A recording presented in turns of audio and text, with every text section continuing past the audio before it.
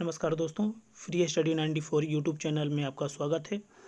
Today current affairs quiz programme के अंतर्गत ये फर्स्ट लेक्चर है और इस प्रोग्राम के अंतर्गत सभी प्रकार के नौकरियों में पूछे जाने वाले करंट अफेयर्स के आधार पर प्रश्न और उसके व्याख्या सहित उत्तर दिए जाएंगे और यह प्रोग्राम आपके आगामी परीक्षा के लिए काफ़ी मददगार साबित होने वाला है। तो आइए आज का पहला सवाल देखते हैं कि पहला सवाल क्या है। प्रश्न संख्या 1 क्या कहता है कि नैनो लिक्विड यूरिया के संदर्भ में निम्नलिखित कथनों पर विचार कीजिए। हम विचार करेंगे।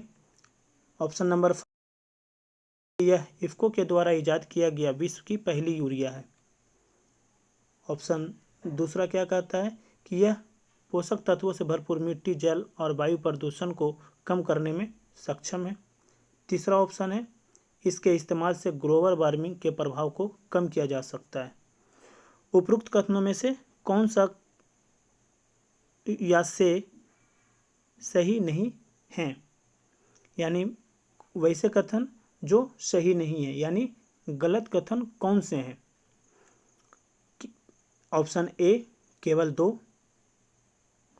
ऑप्शन बी केवल 1 और 3, ऑप्शन सी केवल 2 और 3, ऑप्शन डी उपरोक्त में से कोई नहीं। तुम सोचते हैं कि नैनो लिक्विड यूरिया आखिर है क्या। तो यूरिया इफ्को के द्वारा बनाया जाता है, ठीक है। यहाँ लिखा हुआ यह विश्व की पहली यूरिया है। तो यहाँ पर रुकेंगे, रुक करके सोचेंगे क्या यह विश्व की पहली है, ठीक है। जब नैनो लिक्विड यूरिया रहेगा तो यहाँ पर कुछ ना कुछ तो पर्यावरण से संबंधित आज की जिस डेट में जिस तरह से इशू चल रहे हैं उस पर ज़रूर बात की जाएगी। तो इसके सही जवाब पर हम चलते हैं और इसका सही जवाब होगा उपरोक्त में से। यहाँ पे क्या कह रहा है, सही नहीं है यानी गलत है। कौन सा गलत है, उपरोक्त में से कोई नहीं। सही जवाब क्या होगा, उपरोक्त में से कोई नहीं, डी आंसर। डी आंसर क्यों होगा, इसका व्याख्या देखते हैं। तो यह यहाँ पे कहा जा रहा है कि यह इफ्को के द्वारा इजाद किया गया है और यह विश्व की अपनी प्रकार की यह पहली नैनो लिक्विड यूरिया है। यह पोषक तत्वों से भरपूर मिट्टी, जल और वायु प्रदूषण को कम करने में क्या है, सहायक है। इससे ग्लोबल वार्मिंग के प्रभाव को भी कम किया जा सकता है और इसके प्रयोग से उपज में 8% की वृद्धि की संभावना जताई गई है कि इससे जब इसका इस्तेमाल नैनो लिक्विड यूरिया का इस्तेमाल खेतों में किया जाएगा तो इससे वृद्धि होंगी 8%। और यहाँ पर यह भी कहा जा रहा है कि फसलों या उपज की गुणवत्ता में सुधार होने के साथ खेती की लागत में भी कमी आएगी। लागत में कमी कैसे आएंगे कि यह नैनो लिक्विड यूरिया ये एक बोतल में आएगा। बोतल में आएगा तो सबसे पहले क्या होगा, ट्रांसपोर्टेशन चार्ज कम हो जाएंगे, स्टोरेज का कैपेसिटी बढ़ जाएगा तो स्टोरेज चार्जेज कम हो जाएंगे, ठीक है। तो यहाँ पर इसलिए जो है खेती की लागत यानी क्या होगा कि जैसे 50 किलो की बोरी आती थी तो उसे स्टोर करने के लिए काफ़ी जगह चाहिए था, अब वो आपके पॉकेट में आ जाएंगे ½ लीटर की बोतल, तो उसको कैरी करने में भी आसान है, कहीं ले जाने में भी आसान है, ट्रांसपोर्टेशन चार्ज कम हो जाएगा तो इसकी लागत कम हो जाएंगे। तो खेती की लागत भी कम हो जाएगी जिससे किसानों की आय को बढ़ाने में मदद मिलेगा, ऑलरेडी बढ़ेंगे और आत्मनिर्भर कृषि की दिशा में एक सार्थक कदम भी यह होगा, बिल्कुल होंगे। यह भूमिगत जल की गुणवत्ता पर कोई असर नहीं डालेगी। इससे ये नहीं कि इन्वायरमेंटल पर इफेक्ट देखने को मिलेगा, ऐसा कुछ नहीं होगा। यहाँ पर लिखा हुआ है कि यह ग्लोबल वार्मिंग के प्रभाव को कम करेगा। तो यहाँ भूमिगत जल की गुणवत्ता पर किसी प्रकार का कोई असर नहीं डालेगा और इसके प्रयोग से पौधों को संतुलित पोषक तत्व भी प्राप्त होंगे। ये काफ़ी इंपॉर्टेंट टर्म है, इसको ध्यान रखिएगा। यहाँ पे कहा जा रहा है कि यह 500 मिलीग्राम या ½ लीटर के नैनो लिक्विड यूरिया की एक बोतल आएगा और यह जो पहले बोरी में आती थी उस बोरी में जितनी क्षमता होती थी 50 किलो यूरिया का, उतना क्षमता कितना में होगा, ½ लीटर की बोतल में नैनो लिक्विड यूरिया में होगा और इसका कीमत का जो निर्धारण है 240 रुपया किया गया है। प्रश्न संख्या 2 पर चल, यहाँ पर युवा में किस मंत्रालय के द्वारा प्रारंभ किया गया है। ऑप्शन नंबर 1 कह रहा है शिक्षा मंत्रालय के द्वारा। ऑप्शन नंबर 2 कह रहा जा रहा है नीति आयोग के द्वारा। ऑप्शन नंबर 3 कह रहा है कि महिला एवं बाल विकास मंत्रालय के द्वारा। ऑप्शन नंबर 4 कहा जा रहा है कौशल विकास एवं उद्यमशीलता मंत्रालय के द्वारा।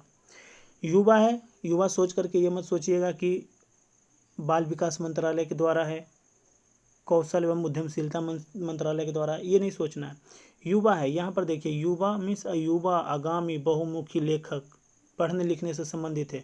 पढ़ने लिखने के से संबंधित कौन सा है? शिक्षा मंत्रालय। डायरेक्ट हम बिना हम जाने कभी हम मार सकते हैं कि हाँ ये हो सकता है। तो ये इसका सही जवाब है शिक्षा मंत्रालय।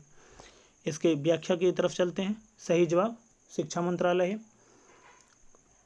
व्याख्या कह रहा है कि युवा की योजना शिक्षा मंत्रालय के द्वारा आरंभ की गई है। यह युवा नवोदित लेखक यानी 30 वर्ष से कम आयु के लेखक हैं, उन्हें कहा जा रहा है नवोदित लेखक, को प्रशिक्षित यानी ट्रेनिंग करने के लिए एक लेखक परामर्श कार्यक्रम है यह युवा, जिससे पढ़ने लिखने एवं पुस्तक संस्कृति को बढ़ावा दिया जा सकेगा और वैश्विक स्तर पर भारत तथा भारतीय लेखन को प्रदर्शित किया जाएगा इसके माध्यम से। भारत अभी आज़ादी का अमृत महोत्सव मना रहा है और भारत की आज़ादी का ये 75वीं वर्षगांठ भी है। उसका एक युवा हिस्सा है युवा और इसका उद्देश्य क्या है अमृत महोत्सव का? कि भारत के विस्मृत नायकों या स्वतंत्रता सेनानियों और राष्ट्रीय आंदोलन में उनकी भूमिका जैसे विषयों पर लेखकों की युवा पीढ़ी के दृष्टिकोण को सामने लाना है। तो ये ध्यान में रखिएगा कि आखिर युवा योजना क्या है, इसका उद्देश्य क्या है, किस मंत्रालय के द्वारा इसे आरंभ किया गया। क्वेश्चन पूछे जाने की पूरी संभावना है इससे। प्रश्न संख्या 3 पर देखते हैं क्या है कि यहाँ पर है ICGS सजग के संदर्भ में निम्नलिखित कथनों पर विचार कीजिए। विचार करेंगे। ऑप्शन नंबर 1 कह रहा है कि इसे गोवा शिपयार्ड लिमिटेड के द्वारा डिजाइन और निर्माण किया गया है। ऑप्शन नंबर 2 क्या है? यह समर्थ क्लास के तहत 5 अपतटीय गश्ती जहाज़ों की श्रृंखला में यह कमी जहाज है, तीसरी जहाज है इसे कहा जा रहा है। उपरोक्त कथनों में से कौन सा कथन असत्य नहीं है? असत्य नहीं है मीन्स सत्य है। तो इसकी व्याख्या की तरफ चलते हैं। तो व्याख्या क्या कह रहा है कि 1 और 2 सही है। तो 1 और 2 सही है, 1 और 2 सही है। तो 1 और 2 यानी सी सही है। ठीक है। तो 1 और 2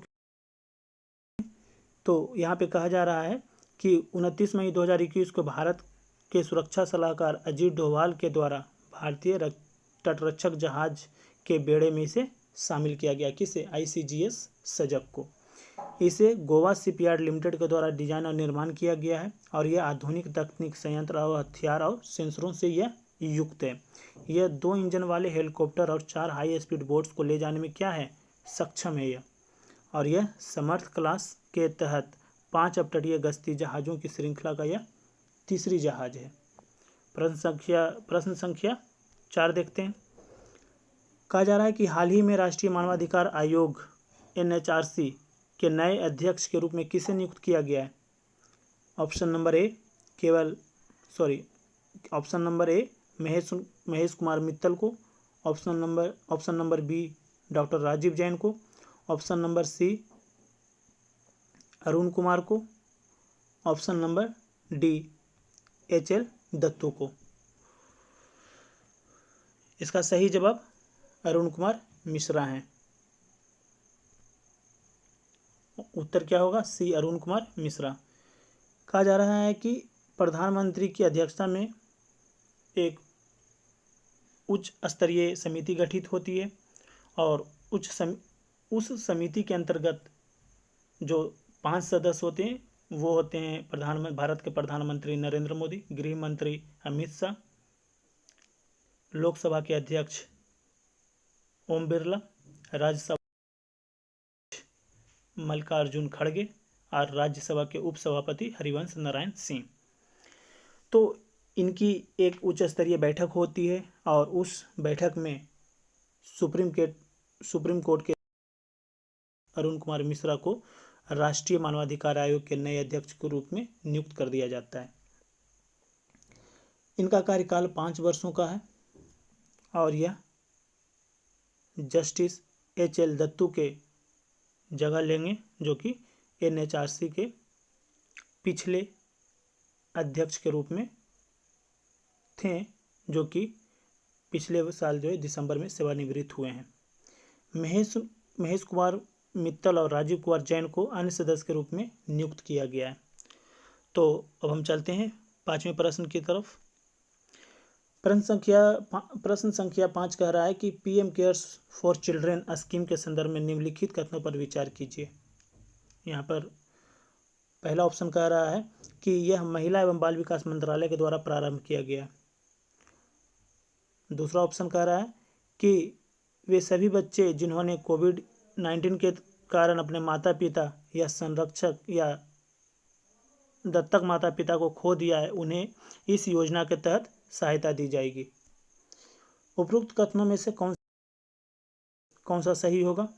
तो यहाँ पर कह रहा है कि यह महिला एवं बाल विकास मंत्रालय के द्वारा प्रारंभ किया गया, ये गलत हो जाएगा। इसे प्रधानमंत्री के द्वारा प्रारंभ किया गया है।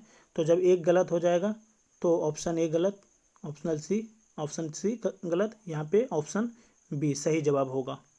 ठीक है, उत्तर की तरफ चलते हैं। यहाँ पे टाइप करने में गलती हो गई है। यहाँ पे ऑप्शन क्या होगा? बी होगा, केवल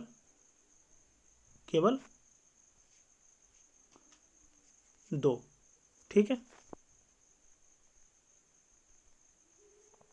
इस योजना के तहत कोविड-19 के कारण अपने माता पिता या संरक्षक या दत्तक माता पिता, यानी जो गोद लेते हैं, वैसे माता पिता जो बच्चों को गोद लेते हैं, उनका देहांत हो जाता है, उनके बच्चों को इसमें शामिल किया जाएगा। और इसके अंतर्गत मुफ्त शिक्षा, स्वास्थ्य बीमा, मासिक वजीफा, 23 वर्ष की उम्र पूरा करने पर 10 लाख की आर्थिक मदद दी जाएगी। और यह योजना प्रधानमंत्री के द्वारा प्रारंभ किया गया है और इसकी फंडिंग कहाँ से की जाएगी? PM केयर्स फंड से किया जाएगा। तो इस प्रकार आज हमने 5 प्रश्न को देखा और यह करंट अफेयर्स क्यूज के अंतर्गत फर्स्ट लेक्चर था। तो जिन लोगों ने अभी तक हमारे चैनल को सब्सक्राइब नहीं किया है तो प्लीज़ सब्सक्राइब कर लीजिए, लाइक कीजिए और अपने दोस्तों के साथ शेयर कीजिए। Thank you so much.